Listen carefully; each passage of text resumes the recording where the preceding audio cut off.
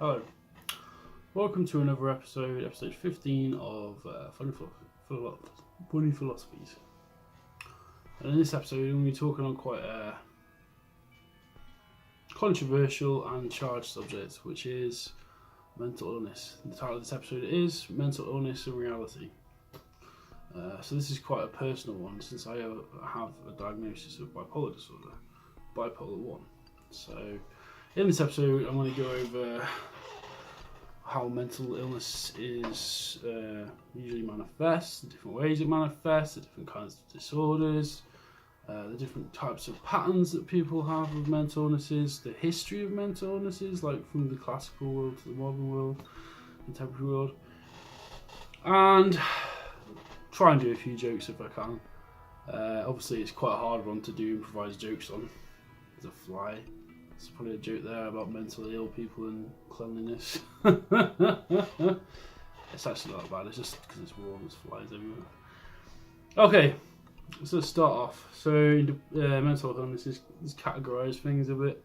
So in mental illness, you've generally got, if we're taking it from the classical world of like interpretation of, or older interpretations of mental illness, you have melancholia. These flies are going to really annoy me. Melancholia, which nowadays would be categorised as mood disorders, depression, bipolar 1 and 2, borderline as well, I suppose, personality disorder. After that, you've got more of a thing which is like thought disorder. Now, thought disorder is your schizophrenia. I think anxiety comes under the category of thought disorder as well, because that's a problem with processing and cognition. Hence why CBT is often, it's a therapy that's often used in anxiety, because it's basically about changing your feedback loops of thought in anxiety. Anyway. Okay, so history.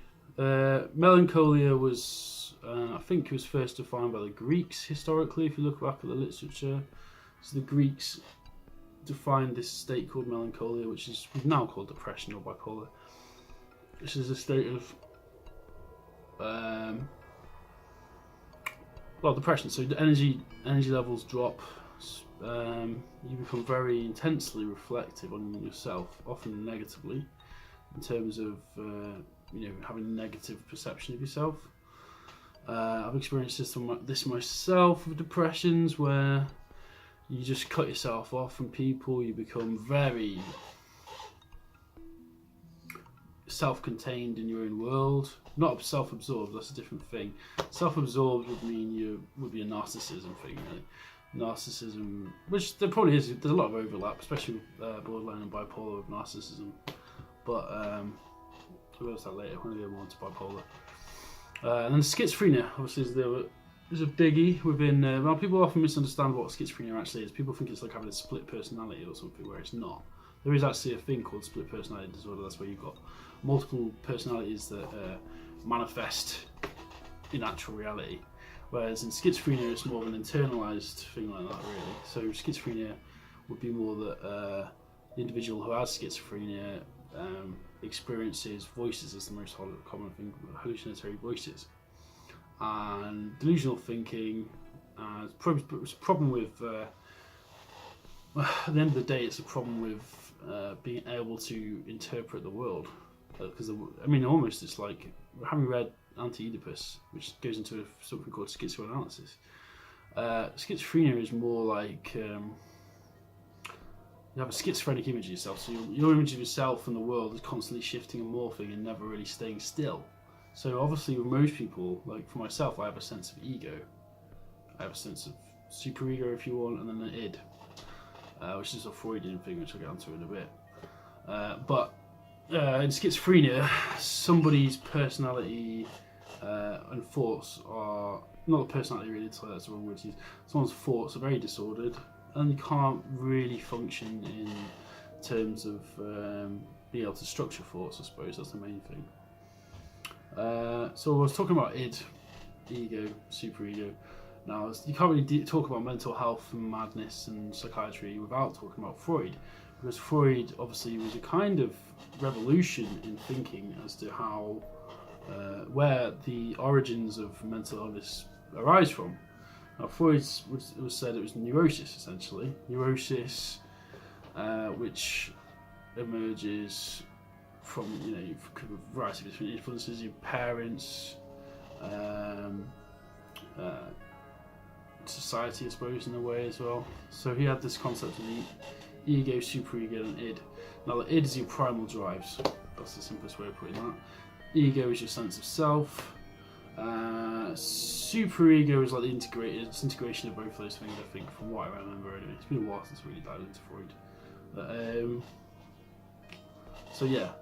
And then in Anti-Oedipus by Deleuze and Gutierrez, posted on the text I'm talking about, started talking about earlier on, they basically try and throw that model away. It's very much an anti-psychiatry book, Anti-Oedipus, and I do recommend you check it out if you can. I'll put a link below for Anti-Oedipus. The Oedipal complex is a Freudian thing as well.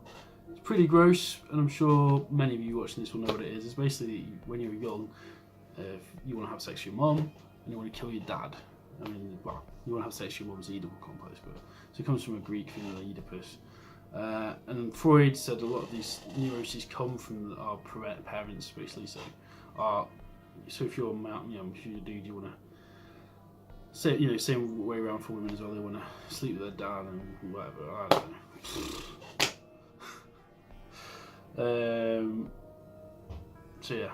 So moving on from Freud, because that's that. There's Jung as well, of course, who I kind of prefer as a thinker. I've got the red book actually somewhere, not the red book, but just like a reader's version of it. And because Freud was very much a mechanistic thinker, he was like empiricist really, whereas Jung is much more of a doesn't discount spirituality completely. So with Jung you get the introduction of collective unconscious, which is basically like a repository of imagery and concepts which everybody shares on an unconscious level. Oh yeah, of course, Freud, the unconscious too.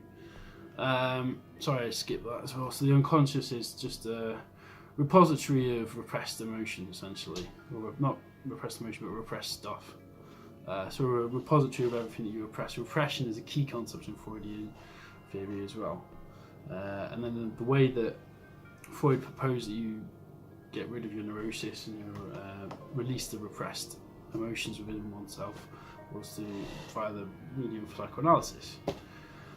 So you'd kind of talk one-to-one with a therapist who would try to uncover, like a puzzle box, I suppose, essentially, all the different competing neuroses and psychoses, if you're psychotic, if you're psychotic. So I want to talk a bit more about my personal experience. My experience with bipolar disorder has been very mixed. My initial diagnosis was actually schizoaffective disorder, which is not a diagnosis I agree with now, because anyway, go into that, define terms. Schizoaffective disorder is basically a combination of mood disorder and schizophrenia. And the reason I don't agree with my own diagnosis of this by an initial doctor is because I don't hear voices, so I don't have the positive symptoms of schizophrenia, like hallucinating visual things. So I honestly don't understand why my doctor ever diagnosed with that. I have bipolar 1, which is mood disorder, fluctuating moods. My moods tend to fluctuate over a series of months usually. It can be weeks, it depends what cycle I'm on. But it's basically a cycle. Bipolar is a cycling mood. And I'm going to jump around a lot in this. It's not cycling in a fun way like on a bike.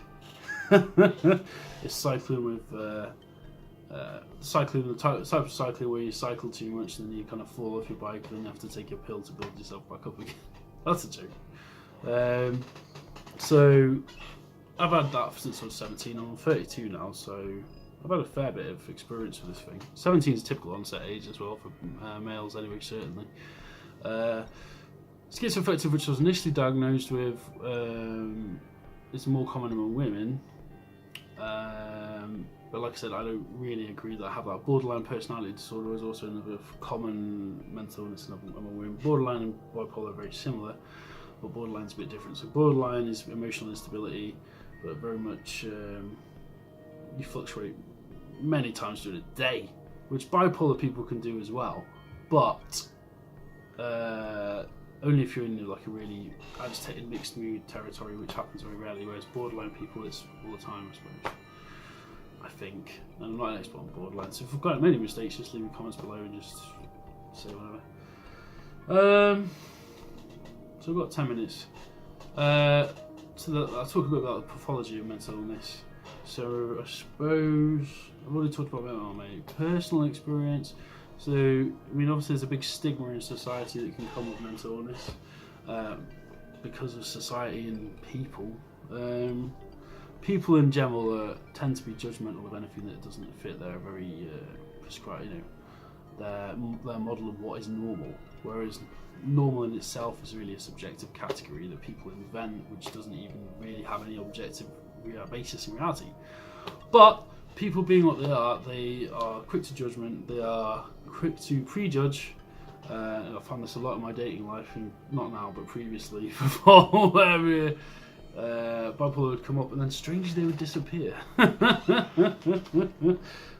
I'm not bitter about that, and it's fine now. But so yeah, it's what is that now? So yeah. Let's try and find it again. So yeah, stigma. So because people don't have, haven't had time to read a lot of some of the literature like I have, or anyone else that has who's researched this kind of stuff, because they've got an illness and they want to find out more about it, they'll often just think the perception of someone with bipolar might be some kind of crazy maniac going around like a maniac really, because manic and maniac sound quite similar. Now, admittedly, I have done some crazy things when I've been manic. The most crazy being, and this is a one-off, it's in 32 years, smashing a bike up in public, that was pretty maniac as far as maniac things go. But there's been one occasion where that's happened. Most of the time, whenever I've been manic or depressed, the destruction just is imposed on myself. It's a self-destructive impulse, really, to be honest. And becoming aware of that and how to control that self-destructive impulse to the point to where it doesn't become destructive to yourself is a very difficult process, and I'm still constantly going through it. So art helps me a lot, art therapy, I suppose, but my art isn't just therapy. Like, I'm an artist, so this is again personal stuff again, but a lot of bipolar people tend to be very creative, and people with mood disorders. There's a book by I always forget her name, but basically she did this book called, on a link here below, which is the I think it's Fire the Mind or something. What was it again? I can't remember. Anyway, I'll link it below anyway. And that is all about the link. There's a correlation between mood disorder, depression, anxiety, and bipolar disorder, manic depression, and artists and writers and intellectuals of history, in the sense that they might have been untreated manic depressives in some ways, often, anyway, untreated. So Virginia Woolf's a good example. Vincent van Gogh certainly had epileptic manic depression or something, epilepsy and manic depression.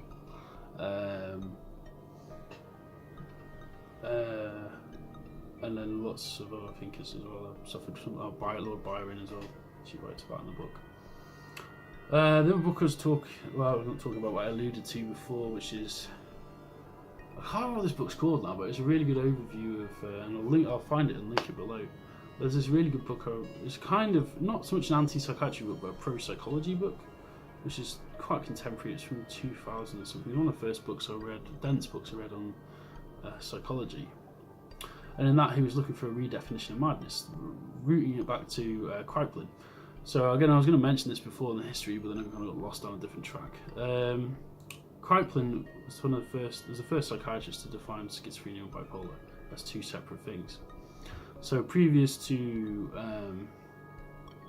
everything, schizophrenia used to be categorised as dementia precox, so it's thought of as a early form of dementia, whereas in fact it's a category in itself. and it's different to dementia, because in dementia somebody doesn't really have a sense of self, but it's all mixed up with their memories. They can't really put it, so it's seen as a early version of a schizophrenic condition, of a dementia condition. And then melancholia, which is the other thing that Kraepelin just defined, was the mood disorder bracket categorization of things. So that's a very important distinction in terms of psychiatry. Okay, so what should we go on next? So how often, of course, mental illness is often managed with medications, which come with their own drawbacks and pros and cons and all the rest of it. Like from my personal experience, I've got mine here, Piprazole, Abilify. I take those every day. I'm on a very, very low dose, so it doesn't really have so many effects. The main effect that it really has is it can just make the mornings a bit more difficult to get up in the morning. That's the primary side effect I get from them. Because I'm on such low doses, the maintenance dose is not that bad really.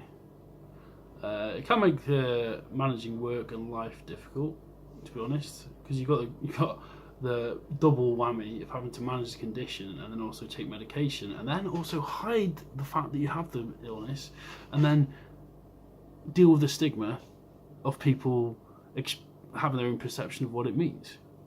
So it's a fucking triple whammy sandwich of bullshit to deal with, in truth, and it can be extremely frustrating. Trust me, like it can be very frustrating to have to deal with people's perceptions of what it is. I'm always happy. I'm a nice guy, so I'm always happy to explain what bipolar is and what it involves and how it affects me. But you'll find often in life, especially when it comes to jobs, if you're honest about it, then people can just be like, I've had a year now of unemployment and I've got a computer science degree and 5 years of experience working in IT. It's like, what is going on? So I kind of get a bit despondent really about that, but what can you do really? You can't just change stigma overnight. You can try. That's why I'm doing this video, really. Just trying to smash some people's perceptions of what it is. And you can still live a productive life with bipolar disorder away and mental illness. Like